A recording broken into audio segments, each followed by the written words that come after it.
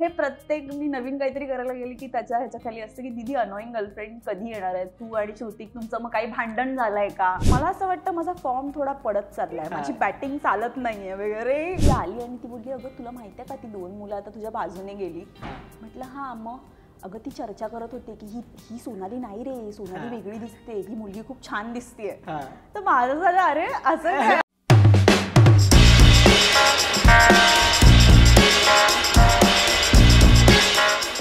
नमस्कार, मी नितीन मोरे मराठी धमालच्या #ट्रेंडिंग या नवीन कार्यक्रमामध्ये तुमच्या सगळ्यांचं स्वागत करतोय.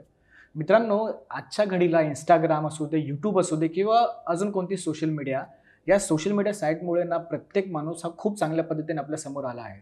प्रत्येक कॉन्टेंट क्रिएटर त्याच्या मनातली, त्याच्या जागेची किंवा त्याच्या स्वतःची काहीतरी वेगळी ओळख घेऊन आपल्या समोर आला आहे. आणि अशाच इंस्टाग्रामच्या या झगमगत्या दुनियेतील एक गोड, सुंदर आणि मराठमोळी कॉन्टेंट क्रिएटर माझ्यासोबत आहे. सोनाली गुरव माझ्यासोबत आहे. सोनाली, कशी आहेस तू? मी एकदम मस्त, तू कसा आहेस? एकदम भारी एकदम. तर खरंच खूप धन्यवाद. आणि आमच्या मराठी धमाल या पेजमधला पहिला प्रोग्राम आहे, पहिलाच कार्यक्रम आणि पहिल्याच कार्यक्रमाचा पहिला एपिसोड आम्ही तुझ्यासोबत शूट करतो. तर खरंच खूप थँक्यू. आपण लगोलग गप्पांना सुरुवात करूया. इंस्टाग्राम पासून सुरुवात केलेलीस तू. इंस्टाग्राम असू दे, त्यानंतर यूट्यूबचा तुझे व्लॉग्स असू दे, आणि आता खूप पुढे चालत असला तुझा प्रवास. एकंदरीत VFX आर्टिस्ट ते कॉन्टेंट क्रिएटर, एवढा मोठा प्रवास बोलण्यापेक्षा मी बोलून की टप्प्याटप्प्यावर बदलणारा प्रवास. काय सांगशील या सगळ्याबद्दल? प्रवास म्हटला की त्यामध्ये म्हणजे प्रवास म्हटला की खडतर हा असतोच, तर त्यामध्ये काही असे प्रसंगही आले. बट ठीक आहे. बट देवाने जर एवढं छान आयुष्य दिलं आपल्याला, तर ते जर काही त्यात असे प्रसंग आले तर लढाईची ताकद सुद्धा तोच देतो. बरोबर. तर मला खूप छान वाटतंय. आणि असं वाटतं की हो, की या प्रवासात खूप लोक मला भेटले, परत छान छान माणसं भेटली. मी खूप मोठ्या माणसांसोबत काम केलं, म्हणजे जे माझ्यासाठी तरी असं स्वप्नवत असतं. स्वप्न. खूप लोकांना भेटायची संधी मिळाली या क्षेत्रामुळे मला.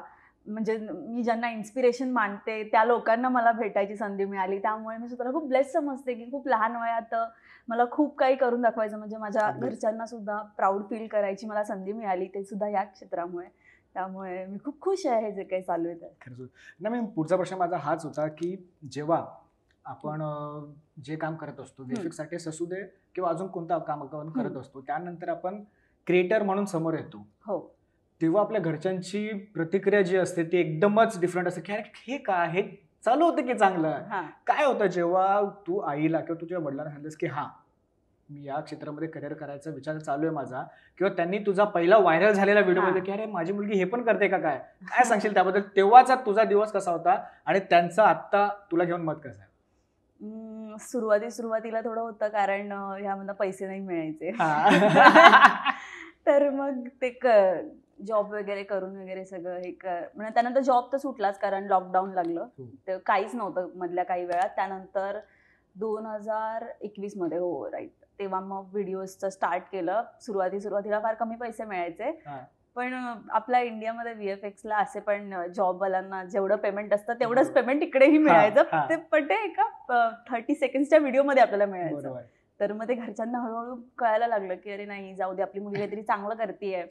मग त्यानंतर TV आर्टिस्ट सोबत रील्स बनवायचं वगैरे. मग त्यानंतर घरच्यांना म्हटलं की अरे वा, आपण ज्यांना टीव्हीत बघतो मुलगी आपली त्यांच्यासोबत आहे वगैरे. मग त्यांना अजून प्राऊड फील झालं. आणि मग आता तर ते बोलतात की खूप छान चालली आहेस तू आणि आता थांबायचं नाही आपल्याला. आता सगळेच, आता तुझ्या ग्रुपमध्ये सुद्धा आपण बघतो की इंस्टाग्रामवर इन्फ्लुएन्सर बोलण्यापेक्षा कॉन्टेंट क्रिएटरची काय बोलतात त्याला, एक मॉब खूप चांगल्या पद्धतीने वाढला. आपण जर, आणि त्यातल्या मराठी आपली मुलं आहेत, सगळे मराठी मुलं मुली आहेत, तर या सगळ्यांमध्ये आपला कॉन्टेंट हा वेगळा असला पाहिजे, किंवा आपण या सगळ्यांमधून काहीतरी वेगळं असं हटके दिसून आलं पाहिजे. ही किती अवघड असतं, कारण का आज प्रत्येक जण हा कॉन्टेंट क्रिएट करतोय, तो त्याच्या पद्धतीने तो तेवढं मेहनत करून तो पुढे जातोय सुद्धा. तू या गोष्टीकडे कसं बघतेस की किती अवघड असतं या सगळ्यामधून स्वतःला पुढे सिद्ध करणं? वेगळं मला असं वाटतं की आम्ही जो पहिला मुद्दाच धरला की गर्लफ्रेंड, तर तो वेगळा असा काही नाही. खूप लोक करतात, पण एक ते आपण जे करतो ते लोकांना फार आपलंसं वाटतंय अगदीच, की अरे ही हा. सेम अशीच आहे ती, अरे माझी असं पण गर्लफ्रेंड. घडतंय. हो हो हो. आणि मी जसं माझं ऑब्झर्वेशन खूप चांगलं आहे. माझ्या शेजारी जरी कोण असं बोलत वगैरे असेल मग ते मी पटकन पिकअप करते. मग माझं हा नेक्स्ट कॉन्टेंट हाच असणार आहे माझा. ना मला कळालंय की सोनालीला गर्लफ्रेंड बॉयफ्रेंड मधली होणारी भांडणं ऐकायला खरंच खूप मजा येते. कारण नाही असं नाही. आपल्या इकडे कोण भांडणं बघायला कोणाला नाही आवडत. हो. रस्त्यात लोक ओळखी अनोळखी असतात तरी थांबतात हो. बघायला. तर मग तेच आहे ना, मग ते जर ऑन स्क्रीन जर लोकांना असं मिळत असेल बघायला तर मजाच येते. आणि मला असं वाटतं गर्लफ्रेंड ही अशी गोष्ट आहे जी प्रत्येकाच्या आयुष्यात असते आणि बरोबर. ती थोडी अशी चिडणारी रागावणारी असतेच. असतेच. त्यामुळे तो एक attention तिला गोडपणा पाहिजेच आणि एक असतं. तिखटपणा हा. आहे तिच्यामध्ये आणि तो सगळ्यांना आपलेसा वाटतो. आणि वेगळं मला खूप आवडेल वेगळं ट्राय करायला. बट मी जेव्हा जेव्हा वेगळं ट्राय केलंय लोकांना खूप आवडलं सुद्धा आहे. पण लोकांना माझं हे कॅरेक्टर खूप जास्त आवडतं हा. जे अनॉइंग आहे. पण काही काही लोकांना ते फार अगदी खरं वाटतं आणि त्यांना असं वाटतं ही फार अति करते, हिला सोडून का नाही देत तू. पण मी रिअल लाईफ मध्ये अशी नाहीये. नाही म्हणजे जरी इंस्टाग्रामवर तसं असलं तर ते खरं नसतं तसं बघायला गेलं तर. हा. त्याच्या पाठीमागे खूप काही वेगळंच सुरू असतं. सो लगेच भाऊक होऊ नका, डीएम वगैरे करू नका, का असं करतेस वगैरे. बरं पुढचा मला हाच प्रश्न विचारायचा तुला की एक अनोइंग सिस्टर आणि अनोइंग गर्लफ्रेंड हा तुझा पोर्टफोलिओ आहे. हो. यामध्ये तुझ्या व्हिडिओज खूप सर्रास चालतात. हो. इतर कॉन्टेंट क्रिएटर सुद्धा ह्या पद्धतीचे व्हिडिओज बनवतात. असं कधी झालंय का तुझ्या चाहत्याकडून किंवा तुझ्या फॉलोअर्स कडून की अरे बस की आता किती हे काहीतरी वेगळं असं, किंवा तुला असं कधी आलं की यार मला माहितीये की ह्याच्यामधून माझे ऑडियन्स आहेत, माझे जो फॉलोअर्स आहेत तो खरंच खूप खुश होतो, पण एका पॉइंटला आपल्याला पण असं वाटतं की ठीक आहे आता या गोष्टीला थोडा पण थांबूया. असं कधी झालंय का तुझ्यासोबत? मला मी खरं सांगते माझ्याकडे 5-6 स्क्रिप्ट रेडी आहेत. म्हणजे मी काहीतरी वेगळं घेऊन येणार आहे लवकर, पण त्याचा मुहूर्त मला सापडत नाही. क्या बात आहे. आमच्या चॅनलवर एक्सक्लुझिव्ह मिळाला आहे, काहीतरी नवीन बघायला मिळणार आहे सोलानीकडून. हो. आणि एक मी किस्सा सांगेन. माझा भाऊ एका जिम मध्ये, कदाचित जो मुलगा हे बोललाय त्याला कळेल या इंटरव्ह्यू मधनं की त्याने काय केलंय. क्या बात आहे. तर माझा भाऊ सख्खा भाऊ आहे मला. हा. तर आय गेस कोणाला जास्त माहिती नाही की मला सख्खा भाऊ आहे. तर माझा भाऊ वर्कआउट करत होता आणि त्याच्या शेजारी एक मुलगा होता जो माझ्याबद्दल बोलत होता आणि तो माझाच मित्र आहे. अच्छा. आणि त्याला हे माहिती नव्हतं की हा सोनालीचा सख्खा भाऊ आहे. तर त्याच्या मित्राला तो सांगत होता की म्हणजे तो दुसरा मुलगा काहीतरी सांगत होता की सोनालीच्या व्हिडिओज वगैरे. तर त्याच्यावरनं तो दुसरा मुलगा बोलला काय येते तेच तर करते ती, त्यात काय वेगळेपण आहे आणि लोकांना काय एवढं आवडतं काय माहिती. आणि माझा भाऊ सगळं ऐकतोय आणि त्याला हे माहिती नाहीये की ह्याची सख्खी बहीण आहे ती.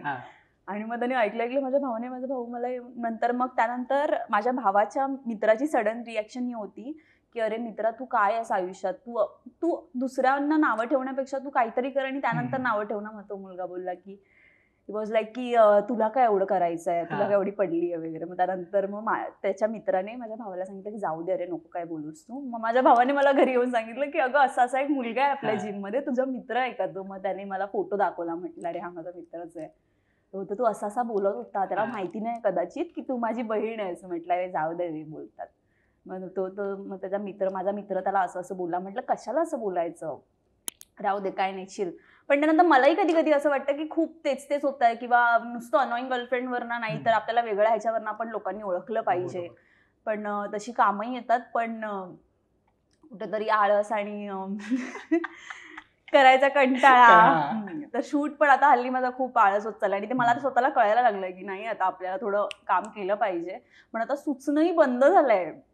पण नाही, काही स्क्रिप्ट रेडी आहेत माझ्याकडे, ते वेगवेगळे कॅरेक्टर आहेत त्यामध्ये. तर मग ते प्रत्येक कॅरेक्टर मी स्वतः सादर करणार आहे. पण त्याचं शूट वगैरे पण प्रॉपर, त्यामुळे म्हटलं ह्याला जरा वेळ देऊया आपण आणि छानच देऊया. लोकांना आता देणारच आहोत प्रॉपर चांगलंच देऊया. येस, मला हे खूप असतं माझं की द्यायचं तर काहीतरी चांगलं द्यायचं. उगाच डेली पोस्टिंग आहे आपल्याला, महिन्यातनं रोज व्हिडिओज गेल्याच पाहिजेत म्हणून काहीच्या काही नाही द्यायचं. म्हणून तू माझं नोटीस केलं असेल तर माझी प्रत्येक व्हिडिओ ही मिलियनच्या आसपासच असणार. तुला अशी कधीच दिसणार नाही की 5-6 व्हिडिओ नंतर 1 मिलियनची व्हिडिओ नाही. मला कारण मला असं वाटतं की आपण लोकांना जे काम देतो ते आपण चांगलंच दिलं पाहिजे. कारण आपण अजून काही करतच नाही, आपण तेवढंच तर आहे, आपण ते तरी चांगलं केलं पाहिजे. ज्या कामामध्ये आपण प्रावीण्य मिळवलं ते तरी आपण चांगलं केलं पाहिजे.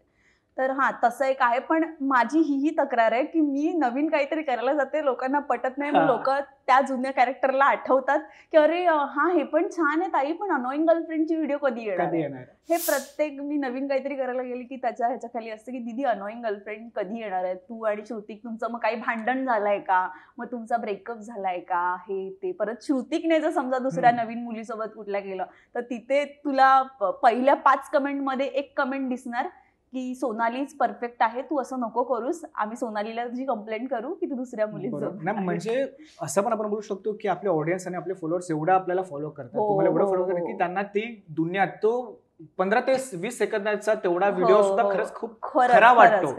म्हणजे त्यांना असं वाटतं की अरे नाही, कारण का मी तुला खरं सांगू, मला असं वाटलेलं जेव्हा मी आणि तुझा श्रुतिकचा फोटो लग्नावाला तू फोटो आधी शेअर केलेला, नंतर तू रील शेअर केली, मला की अरे काय आहे नेमकं, हे खरंच आहे काय? नंतर जेव्हा मी रील बघितलं की अबे यार असं खरंच असं होतं सुद्धा. माझ्या घरच्यांना किती फोन आले त्याच्यावरून की तुमच्या मुलीचं लग्न झालं, आम्हाला कळवलं नाही काय हे. बरं काही महत्वाचं म्हणजे अगदी माझी आत्या वगैरे त्यांचेही फोन, माझं असं झालं तुला कसं नाही सांगणार आम्ही, तू तर आत्या आहेस किंवा तू तर अगं माझी मावशी लागतेस, तुला कसं नाही सांगणार. पण त्यांचेही जेव्हा फोन येतात म्हटलं अगं असं मी का लग्न करेन. पण ही एका पद्धतीने बघायला तर कॉम्प्लिमेंट सुद्धा आहे का, कारण का त्यांना तेवढं खरं वाटतं. तिथपर्यंत पोहोचलेस आपण, आपल्या नातेवाईकांपर्यंत पोहोचतो तीच आपल्यासाठी खूप मोठं असतं. कारण का बाहेरचं जग आपल्याला बघत असतं, पण कधी कधी असं होतं ना की आपल्या नातेवाईक ठीक आहे करते ना, करत असेल असं. बरं, जसं तू सुरुवातीला बोललीस की कॉन्टेंट क्रिएटरची झालेली तुझी जर्नी, आणि त्यानंतर आता ज्या व्यक्तींना तू स्वप्नामध्ये बघितलं किंवा त्या व्यक्तींसोबत काम करायचं स्वप्न बघितलेलं असं, त्या व्यक्तींसोबत तू आता काम करतेस. आपण एखादा मूवी बघतो, एखाद्या मूवीच्या पोस्टरला बघतो आणि त्याच मूवीच्या स्टार सोबत आपल्याला प्रमोशनल ऍक्टिव्हिटी, त्यांच्यासाठी प्रमोशनल ऍक्टिव्हिटी करायचं आपल्याला संधी मिळते. तुला आठवतंय का पहिल्यांदा सगळ्यात आधी तुला कोणत्या एखाद्या स्टार सोबत अशी संधी मिळालेली, आणि तेव्हा डोक्यामध्ये काय प्रश्न? कारण का जेव्हा आपण मित्रमैत्रिणीसोबत करतो तेव्हा एक कम्फर्ट झोन असतो आपला, आणि ज्या व्यक्तीला आपण फक्त टीव्हीवर बघतोय त्या व्यक्तीसोबत आपण काम करणार आहोत. काय सांगशील याबद्दल? मला आठवतंय म्हणजे असं ठराविक असं कोण नाही, पण स्वप्नील जोशी. मी खूप भयंकर फॅन आहे स्वप्नील जोशींची. म्हणजे मी त्यांचा मितवा जवळपास 50 वेळा बघितला. हो, आणि थिएटरला जाऊन 6-7 वेळा आरामात. म्हणजे तेव्हा माझी 10th होती, मला आठवतंय अजूनही. मी बंक वगैरे करून जायची बघायला, पण बघायची. इतक्या लेवलला मला स्वप्नील जोशी आवडायचे. आणि जेव्हा मला कळलं की वाळवीचं प्रमोशन आहे तर, आणि तिथे स्वप्नील जोशींसोबत आपलं शूट असणार आहे, एका वेगळ्या लेवलची एक्साइटमेंट होती मला. आणि मी एंटर झाल्या समोर स्वप्नील सर होते आणि स्वप्नील सरांनी मला हाय केलं. तर मला कळेच ना की त्यांनी मला हाय केलं. मी असं मागे बघितलं, मला वाटलं श्रुतिकला वगैरे केलं असेल, तर श्रुतिकला म्हटलं श्रुतिक बघितलंस का त्यांनी हाय केलं? तर मग श्रुतिक बोलतो मला नाही केलं. म्हटलं इथे तर फक्त मीच आहे, म्हणजे मलाच केलं एका वेगळ्या. मग तो अख्खा दिवस स्वप्नील जोशींनी मला हाय केलं, तुला माहितीये का स्वप्नील जोशी. मग त्यानंतर मग शूटची जेव्हा वेळ आली ना, सगळ्यांचे शूट झाले आणि स्क्रिप्ट तर पहिलं मीच त्यांना दिलेलं माझं, पण सगळ्यांचं झालं आम्हाला लेट झालंय आम्हाला, आणि मी काहीच कंप्लेंट नाही केली. तर मी शेवटपर्यंत शांत होती. मग एकदा अगदीच खूपच उशीर झाला, लाईट जायला लागली, तेव्हा मी फक्त सरांना सांगितलं सर माझं राहिलंय. तर सरांचं एकदम अरे सोनालीने मला पहिली स्क्रिप्ट दिली, हिचं का नाही तुम्ही शूट करून घेतलं आधी? नाव सुद्धा माहितीये.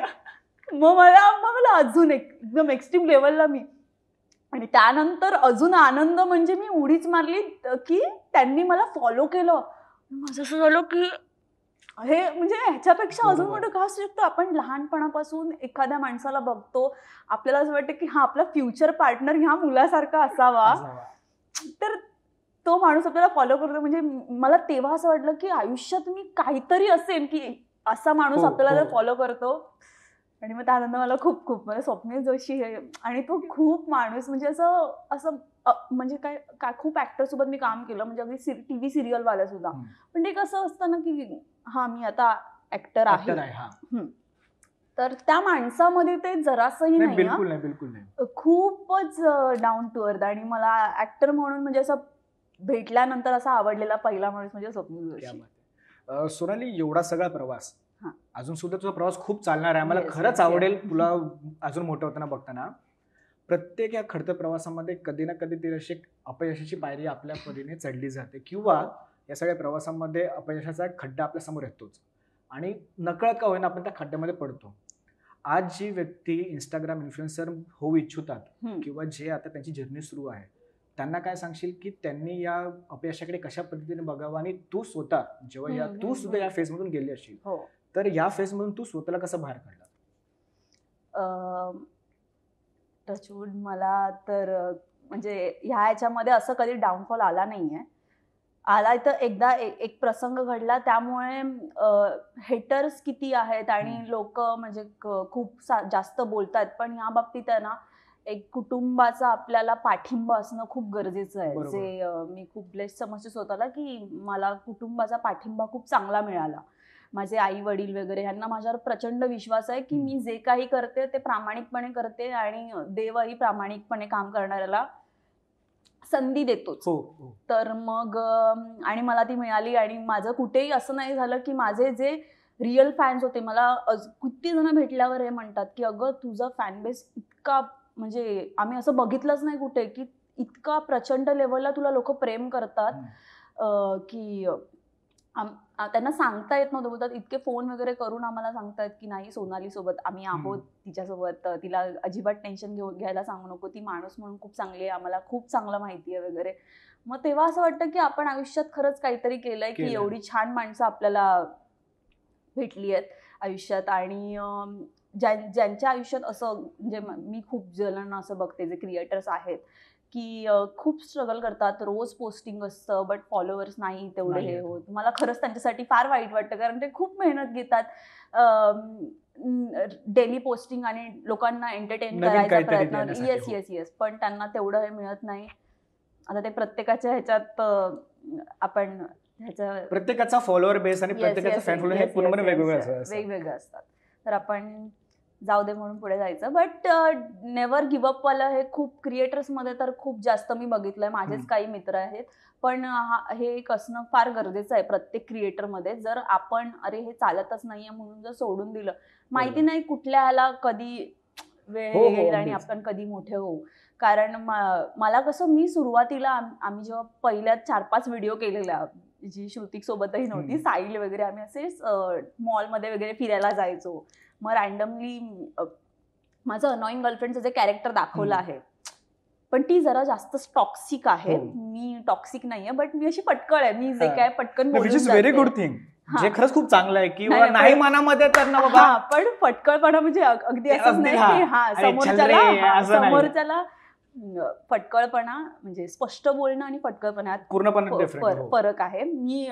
मला जर आता एखादी गोष्ट चूक वाटते तर मी अगदीच त्याला असं नाही म्हणणार तुझं चुकीचं आहे गप्पा बस, समजवायचा प्रयत्न करेन की असे तुझं असं चुकीचं आहे. बट माझे जवळचे काही मित्र असतात, त्यांना चल असं वगैरे करून मला बोलायची सवय आहे. तर मग ते त्याने शूट केलेलं रॅन्डमली आणि मग ते प्रचंड लेवलला व्हायरल झालेलं. मग तसा तो माझा पहिला व्हिडिओ. त्यानंतर मग अनॉइंग गर्लफ्रेंड आणि मग ग्रो मिळतच गेली. कारण माझं एक आहे की मी जो कॉन्टेंट निवडते तो मला असं वाटतं की अरे हा आमच्या घरातला आहे, अरे हे आमच्यासोबत घडतं, मी असाच कॉन्टेंट निवडते. जर तू ते बघितलं असशील की ते हळदी कुंकाचं आम्ही घेतलंय भावंडांचं, आणि ते सिबलिंगचं, तर माझ्या घरी जे घडतं तेच मी दाखवायचा प्रयत्न करते. आणि त्यातल्या तो एक सुद्धा तू घरा किचन मध्ये काम करत असते ते बघितलं का त्यांच्या सुनेने माझ्यासोबत कशी वागली, ते श्रुतिक येतो तेव्हा बाजूचे काका येतात, कारण का ते खरंच हे होतं प्रत्येकाच्या घरामध्ये, प्रत्येकाच्या घरात होतं. आणि कधी कधी तर असे फॅन्स भेटतात आणि सांगतात की तुम्ही प्लीज यावर करा, कारण हे होतं, हे माझ्यासोबत माझं होतं. हो थँक्यू, तुम्ही मला नाही. काही फॅन्स असे भेटतात जे कॉन्टेंट काही, म्हणजे आता मी तुला सांगते, मागच्या आठवड्यातलीच गोष्ट आहे. मी माझ्या मित्रासोबत चाललेली आणि रस्त्यात ना रे रॅन्डम असं चालली आणि एक माणूस मला बोलतो, ए ते तूच आहेस ना ती रस्त्यात भांडत असतेस सारखी इंस्टाग्रामवर. म्हटलं, मी माझ्या मित्राकडे बघितलं आणि त्याला मी पहिलं त्याला असं केलं की म्हटलं अरे काय माझी इमेज होत चालली आहे, रस्त्यात इंस्टाग्रामवर भांडत असतेस, अशा ह्याने लोक मला ओळखतायत. तो बोलतो की अगं ठीक आहे पण ओळखतायत. तर मी म्हटलं अरे पण काय भांडखोर लोकांना मी खरंच असं वाटायला लागलंय की मी खूप भांडखोर आहे, पण आता काय सांगणार. तर मग त्यांचं असं होतं की अरे जाऊ दे ना, सोड ना. पण काही काही प्रेमळ पण भेटतात. एक तर मुलगी पप्पी वगैरे घेऊन जाणाऱ्या मुली सुद्धा भेटतात की अगं तू किती गोड दिसतेस वगैरे, असं रिअल मध्ये. गोड तर तू आहेस, खरंच सोनाली, खरंच गोड आहे. तर खूप छान वाटतं जेव्हा असे फॅन्स, खूप अतरंगी फॅन्स पण भेटतात, पण तेव्हाही मला एकदम हसायलाच येतं अशा फॅन्सवर सुद्धा, की जाऊ दे, त्यांना आपलं कॅरेक्टर खूप आवडतंय. तर सोनाली, जसं तू बोललीस की तुझ्यासोबतचे पण इंस्टाग्राम इन्फ्लुएन्सर वगैरे, क्रिएटर वगैरे सुद्धा आहेत, मित्रमैत्रिणी तुझे, काय सांगशील तुझ्या ग्रुपबद्दल? कारण का श्रुतिक, साहिल, तन्मय हे तर आहेतच आहेत, पण कॅमेऱ्याच्या मागे सुद्धा खूप सारे लोक असतात तुझ्यासोबत. ओव्हरऑल तुझ्या ग्रुपबद्दल काय सांगशील? आणि खरं खरं सांग, कोण आहे तुझ्या ग्रुपमध्ये अनोइंग? कोण एक अनोइंग सांग, एक मस्तीखोर सांग, एक वेडा सांग. ठार वेडा म्हणजे हा काहीही करू शकतो कुठेही. कोण आहे असं? आम्हाला ऐकायला आवडेल. माझ्या ग्रुपमध्ये तर मुळात मी एकटीच मुलगी आहे, सगळी मुलं आहेत. मोजायला मला वल्लभ, अभिषेक, समीर, आपला श्रुतिक, साई, तन्मय तर तुम्हाला माहितीच आहे, विशाल ऑन स्क्रीन दिसतात असते, कुणाल एक आहे जो मॅनेज करतो श्रुतिकला, श्रुतिकचा मॅनेजर सुद्धा आहे तो, आणि बनी आहे. अजून अशी मुलं म्हणजे तुला सांगू का, आमचा ग्रुप एवढा ओपन आहे की त्यामध्ये ये जा लोकांची चालू असते. म्हणजे मी कधी कधी चिडते की अरे आपली आपलीच माणसं ठेवा ग्रुपमध्ये. खूप असं कोण पण येऊन जॉईन होतं लगेच, आणि मला असं होतं आज कोण नवीन, मग असे 3-4 मुलं उभी असतात आमच्या ग्रुपमध्ये येऊन, मग त्यांना असं म्हणजे आमच्या ग्रुपची ही पॉवर आहे ना मुलांमध्ये की कोणी आलं ना की त्याला असं वाटतं की हे आपलेच मित्र आहेत. म्हणजे श्रुतिक जरी असं लोकांना वाटलं की अरे हा तर आता सेलिब्रिटी आहे वगैरे, असं काही नाही, तो टाइमपास करत असतो. रस्त्यातला कुठलाही मुलगा येऊन त्याच्यावर उभा राहिला तर त्याच्यावर पण तो गप्पा मारायला सुरू करू शकतो, आणि त्याला ना आपलंसं करायची खूप सवय. त्यामुळे ना कोणी येतं जॉईन होतं आमच्या ग्रुपला, आणि मग त्यांना आवडलं का मग ती रोज येत जातात माणसं, असं होतं. मग त्याच्यावर माझी फार भांडणं होतात सगळ्यांसोबत. कोणतरी आपलीच माणसं असलं तरी आपल्याला कम्फर्ट झोन सुद्धा असतो की अरे दुसराच कोण नवीन आला तर ठीक आहे, सारखं का असं होतच होतं. येस येस येस, तेच. हा वेडा, तुला सांग, ठार वेडा, अनोइंग आणि कल्लाबाज, म्हणजे काही कुठेही कधीही करू शकतो, त्याचा काय नेम नाही बोलत असं कोण. आणि खरं खरं सांग, तो तन्मय आहे, तन्मय वेडा आहे, तन्मय काही करू शकतो कधीही कुठेही, काही हे नाही. श्रुतिक मस्तीखोर आहे, श्रुतिक सुद्धा आहे, पण साई जास्त मस्तीखोर मी साईला म्हणेन, कारण साई सारखी मस्ती कोणीच नाही करू शकत. तो माझा बेस्ट फ्रेंड पण आहे ना तो, त्यामुळे एकदम भारी आहे तो साई मस्तीखोर. आणि श्रुतिक कसा मस्तीखोर नाही, पण श्रुतिक वल्ली आहे खूप जास्त, आणि त्यांच्या ग्रुपमध्ये ते लोक मला रमण बोलतात, कारण त्यांचं काहीतरी चालू असतं आणि मी अशा एका वेगळ्याच झोनमध्ये असते. आता म्हणजे तू माझ्याशी काहीतरी बोल, असं माझ्यात खूपदा होतं. मग ते लोक त्यांनी नाव ठेवलंय मला, जसं तेनाली रामण तशी सोनाली रमण, ते मला बोलतात. श्रुतिकच्या सगळ्यांच्या फोनमध्ये माझं नाव तेच आहे, रमण. हा, अजून एक वल्लभ, आमची मॅच चालते, आम्ही टुर्नामेंट्स भरवतो माटुंग्यामध्ये रोज संध्याकाळी. शूट नंतर काही कामं नसतात तेव्हा टुर्नामेंट भरवतो हँड क्रिकेटच्या. त्या खेळणं झालं, खूप मजा मस्ती होते. म्हणजे कधीतरी चुकलं असं की अरे आज नाही गेली खेळायला, की मग असं वाटतं की असं हो, आणि मग ते आपापसात मुलांचं हे पण असतं की अरे आपला फॉर्म जो आहे ना तो चांगला होत चाललाय जरा, म्हणजे एक वेगळ्या म्हणजे असं नॅशनल लेवलला वगैरे खेळणारे क्रिकेटर पण अशी चर्चा करत नसतील, अशी चर्चा त्यांच्यामध्ये होते. मला असं वाटतं माझा फॉर्म थोडा पडत चाललाय, माझी बॅटिंग चालत नाहीये वगैरे. म्हणजे एखाद्याला माहिती नसेल की हँड क्रिकेट काय आहे, आणि तो जे शेजारी बसून आमच्या दोघांचं जर बोलणं ऐकत असेल, तर वल्लभ आणि मी बोलतोय तर वल्लभचं असं होतं, माझा विचार चालू आहे सोनाली रिटायरमेंट घेतो मी, कारण आता नाही ग, म्हणजे जर नवीन मी आलो तर माझं की अरे काय चालू, म्हणजे हे कोण आहेत, रणजी वगैरे खेळून जिंकून आलेले आहेत की काय. हो, आणि असं खूपदा असं लोक जे नवीन होऊन होतात ना, मग त्यांना आम्ही शिकवतो, आणि मग त्यांना पण सांगतो तुम्ही रोज येत जा, आमच्याकडे लोक प्लेअर कमी पडतात खेळायला वगैरे. खूप एन्जॉय करतो आम्ही. आणि जसं बोलली त्यामध्ये सगळे हुशार कॅरेक्टर तर एक वेगवेगळे, मी सांगते काय, हे सगळे वेगवेगळे आलेली लोक आहेत, म्हणजे तुला सांगते, आणि पण सगळे माझे मित्र आहेत. म्हणजे तुला कसं सांगते, श्रुतिकला मी इंस्टाग्रामवर ना हे केलं, श्रुतिक आला, मला भेटला, जॉईन झाला. त्यानंतर विशाल हा साहिल शेलारचा मित्र, साहिल शेलार माझा मित्र 2017 पासून. विशाल मग ते एका सिरीजमुळे आम्ही एकत्र आलो. त्यानंतर साई निकम हा माझा ह्याचा युट्यूब चॅनल होता, तेव्हा मी त्याच्या युट्यूब चॅनलला काम करायचे, तसा तो माझा मित्र. तन्मय माझ्या मित्राचा मित्र, तर मग तसा तन्मय माझा मित्र झाला, मग तन्मय जॉईन झाला ग्रुपला. असं सगळे मित्र आम्ही एकत्र होऊन आता ग्रुप तयार झाला. म्हणजे या सगळ्यांना बांधणारी कडी तू आहेस. हो. म्हणजे रमण जरी तुम्ही तिला रमण जरी बोललात, ऐकलात का रे मित्रांनो, रमण जरी बोललात तरी तुम्हाला पकडणारी तीच एकुलती एक आहे. सो रमण वगैरे चलता है वो आपके बीच में. खरंच खूप भारी वाटतं तुझ्यासोबत बोलताना. ह्या एवढ्या सगळ्या प्रवासाला बघता असं कधी वाटलं तुला की एखादा तुझा रील कधी, कारण का कोणताही रील हा रातोरातच व्हायरल होतो. जर आपण एखाद्या रीलवर आपण खूप वर्ष काम करतो, तो कधी ना कधीतरी रातोरात एकदमच अपला जातो आणि तो खरंच व्हायरल होतो. त्यानंतर तू जेव्हा एरियामधून लालबागमधून जेव्हा तू चालताना काय होतं की अरे तीच आहे काही, कारण का तेव्हा नाव माहितीच नसतं ना रे कोणाचं आहे हा, पण हा चेहरा तर तीच आहे. असं कधी झालंय का? आणि तुझ्या आई वडिलांसोबत असेल की अरे बघा सोनालीची आहे बाबा, ती आहे ना मुलगी तिचे, तर त्याने तुला असं कधी सांगितलं की नाही बाबा हे खरंच आम्हाला एवढं भारी वाटतं की तुझ्या नावाने आम्हाला ओळखतात करून? हो, ते तर होतंच. असं एका रीलमुळे नाही, पण असे खूप सारे रील व्हायरल झालेत. त्यामुळे चालताना तर लोकांचं असं खूपदा होतं, कारण मी कॅमेऱ्यामध्ये खूप वेगळी दिसते आणि मी रिअल लाईफमध्ये खूप वेगळी दिसते. त्यामुळे मी एकदा उभी होती आणि माझी एक मैत्रीण मला जस्ट भेटून अशी गेली काहीतरी कॉफी वगैरे आणायला, आणि ती आली आणि ती बोलली, अगं तुला माहिती आहे का ती 2 मुलं आता तुझ्या बाजूने गेली. म्हटलं हां, मग अगं ती चर्चा करत होते की ही सोनाली नाही रे, सोनाली वेगळी दिसते, ही मुलगी खूप छान दिसतेय. तर माझं झालं अरे असं काय. पण हे नाही, खूप लोकांचं होतं की रिअलमध्ये मला ओळखताना त्यांना जरा हे होतं, पण खूप लोकांचं असं आहे की मी रिअलमध्ये खूप जास्त सुंदर दिसते. ऑन स्क्रीन ऍक्च्युली दिसतेस तू, ऍक्च्युली दिसते.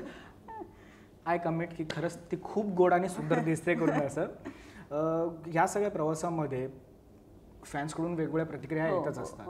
काही लोकांकडून नेगेटिव्ह पण येतात, काही लोकांकडून पॉझिटिव्ह पण येतात, काही लोकांकडून भरभरून कौतुक येतात.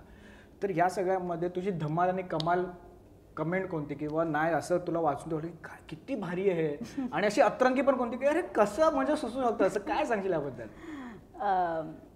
धमाल म्हणजे माझ्या नावाचं एक पेज आहे, ज्याचा तुझ्याबद्दल बोलली मी, म्हणजे जो हा व्यक्ती बघेल त्याला कळणार आहे, आणि त्या ऍडमिनचं नाव पण आता कळलं आपल्याला. त्याचं नाव प्रियांक आहे. तर तो एक भयंकर वेडा आहे तो. म्हणजे माझं काही घेऊन नेहमी मीम बनवणं असतं, हे असतं, कमेंट एक वेगळी असते, त्याचं प्रचंड माझ्यावर प्रेम आहे, आणि तो नेहमी असं दीदी आप बहुत अच्छी, त्यात बरं दीदी बोलतो तो मला, दीदी आप बहुत अच्छी दिखती हो वगैरे, आणि तो इकडचा नाही, तो गुजरातचा आहे.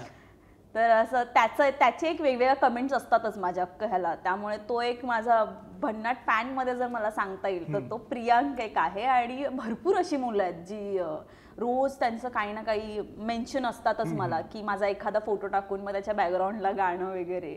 मला खूप छान वाटतं. प्रत्येक मुलीचं स्वप्न असतं अरे की आपण असं आपल्यासाठी कोणीतरी गाणं वगैरे टाकलं पाहिजे. तर मग ते जाम भारी वाटतं की लोक आपल्यासाठी करतात एवढं आणि एवढं प्रेम करता येतात. आता मला एक म्हणजे माझ्या हाईटला एवढी एक फ्रेम गिफ्ट आली आहे मला. माझं ते बघितलं मी तू ते बघून माझं असं झालं की अरे हे एखादी मुलगी विचार करत असेल ना की माझ्या आयुष्यात असं झालं पाहिजे की कोणता तरी आर्टिस्ट माझं ड्रॉइंग काढतोय, आणि आपल्याला म्हटलं हे कोणतरी माझं ड्रॉइंग काढतंय, हे मला माहीतही नव्हतं की ह्या जगात कोणतरी एवढं माझं मोठं ड्रॉइंग काढतं, आणि ते खूप मोठं आहे रे. आणि त्या कलाकाराला खूप प्रेम.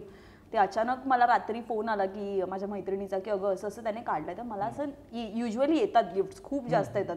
काय मुलं तर फार प्रेमाने बनवून वगैरे देतात रे, लाइटिंग वगैरे करून. तर मग म्हटलं तसंच काहीसं असेल म्हणून मी तिला म्हटलं एक फोटो पाठवशील का मला, कारण मी आता गावी आहे तर मला ते आणायला येणं पॉसिबल नाही आहे. तर तिने मला बोलली एकदा सोनाली प्लीज तू फ्रेम बघून घेतेस का. तर मग तिने फोटो पाठवून म्हटलं बाप रे, आता आपल्या लालबागमधलं एक तर घर म्हणजे वन रूम किचन, त्यात म्हटलं हे लावू कुठे आता मी, त्यामध्ये आपल्या आईचा संसार वेगळा, त्या वन रूम किचन मध्ये घरात माणसांना राहायला जागा नाही. म्हटलं आता हे ठेवू कुठे मी. मग पप्पा बोलले आपण आपल्या गावच्या घरी लावूया, ते मोठं आहे फार. तर मग म्हटलं तिकडे लावते मी म्हटलं, आणि मला खूप आवडलंय हे. परत काही असेही तुला सांगते, मला हे सांग, त्याचं नाव मला आता आठवत नाहीये बट मी मेन्शन केलंय. एक असे वाईट प्रसंग जेव्हा आपल्यावर येतो तेव्हा आपले काही फॅन्स, म्हणजे एक माझा फॅन होता, त्याने स्वामींचं स्वतः चित्र काढलं आणि ते मला गिफ्ट केलं, आणि मला बोलला की तुझ्या आयुष्यात सोनाली तुला खूप पॉझिटिव्हिटीची गरज आहे, आणि मला एक व्यक्ती म्हणून तू खूप चांगली वाटतेस, म्हणून मला तुझ्यासाठी करावं असं वाटलं. तू मला काही असं माझं प्रमोशन नाही केलंस तरी चालेल, पण मी स्पेशली तुझ्यासाठी बनवलं का आता एक पॉझिटिव्ह एनर्जी तुझ्या लाईफमध्ये यावी म्हणून. आणि तेव्हा असं मला फार भरून आलं रे. मला असं वाटलं की अरे यार, कुठेतरी वरून एक आपल्याला संदेश आहे की तू नको थांबूस. येस. तू भले 4 गोष्टी वाईट आपल्या आजूबाजूला घडत असतात, पण आपण चांगलं वागणं नाही सोडलं पाहिजे असं मला वाटतं पर्सनली. आणि मी ते फॉलो केलं. मला असं खूप जास्त वाटलं रे, कारण जेव्हा लोक भेटायचे ना तेव्हा मी खूप देवभक्त आहे. तर मग अगदी देव भोळी नाही म्हणता येणार, पण मी देवाचं खूप करते. मला असं वाटतं की आपल्याकडे आता जे काही आहे ते देवाने दिलंय त्यामुळेच आहे, तर आपण ते चांगलं ठेवलं पाहिजे. देवाची पूजा केली. जसं मला माझे आई वडील महत्वाचे आहेत, तसं म्हणजे आई वडिलांसाठीच माझ्या देवाला सुद्धा मी माझे आई वडील मानते. तर मी देवाचं खूप करते. तर त्यामुळे मला जेव्हा अशी लोक भेटतात आणि बोलतात की अरे सोनाली, मला असं वाटतं की तुझ्यासोबत फार चुकीचं घडलं, तू तर एवढं देवाचं करतेस वगैरे. माझं असं होतं की ठीक आहे, देव परीक्षा पण त्यांनाच देतो ज्यांना लढायची ताकद असते. आणि काय माहित की देव सुद्धा ह्यामधून बघत असेल की ही मुलगी कशी बाहेर निघते. Yes yes yes. जर निघत असेल तर खूप चांगली गोष्ट आहे. मला पिरियड मध्ये खूप जास्त ताकद देवानेच दिली असं मला वाटतं. कारण एखादी मुलगी खचली असती, एखाद्या मुलीने हे सगळं सोडून दिलं असतं, सगळं हे केलं असतं, पण नाही. पण एका वाईट काळात सुद्धा मला ताकद दिली उभं राहायची, मला असं वाटतं त्यानेच दिली. त्यामुळे मी त्याचं खूप करते. भले माझ्यावर वाईट प्रसंग आला तरी मी त्याचा दोष त्याला देत नाही. जे माझ्या नशिबात होतं ते झालंच हे म्हणून मी पुढे जाते. आणि मग असं मला वाटतं की मला ताकद सुद्धा त्यानेच दिली, तर त्याच्यासाठी मी सगळं करते. पण मला हा मुवमेंट सांगायचं वाटलं, कारण त्याने जेव्हा मला अशी काही माणसं भेटतात आणि असं स्वामींचं काही हो आणि काय त्यांना त्याच्यातनं काय मिळणार आहे त्या मुलाचा. म्हणजे तो झी मराठीला आय गेस तो एडिटर काहीतरी आहे, झी मराठी की मला आता चॅनलचं नाव नाही आठवत. तो पण आपल्याच फील्डमधून, मीडिया फील्डमधूनच आहे. तर मग त्याने वेळ काढून हे माझ्यासाठी केलं. मला फार असं मोठं वाटलं आणि मला असं वाटलं की हे कोणीतरी आहे जे आपल्याला संदेश देत आहे की तू तुझं काम करत राहा. पॉझिटिव्ह लोक सुद्धा आहेत या जगात, निगेटिव्ह लोकांकडे दुर्लक्ष कर बस. नाही, खरंच खूप भारी वाटत असत गप्पा मारताना. यापुढे सुद्धा आपण दरवेळेला भेटतच राहू नवनवीन कार्यक्रममधून. आणि खरंच हा आमचा पहिला एपिसोड आहे. पहिल्या एपिसोडमधला हा प्रोग्रामच आमच्यासाठी नवीन आहे, त्यातला पहिला एपिसोड मी तुझ्यासोबत शूट करतोय. खरंच खूप धन्यवाद तुझं आमच्यासोबत गप्पा मारल्याबद्दल आणि ऑल द व्हेरी बेस्ट तुझ्या या सगळ्या प्रवासाबद्दल. आणि खरंच आम्हाला अनोइंग गर्लफ्रेंड बघायला भयंकर आवडेल आणि अजून सुद्धा नवीन गोष्टी आम्हाला तुझ्या ऍक्सेप्ट करायला नक्की आवडतील.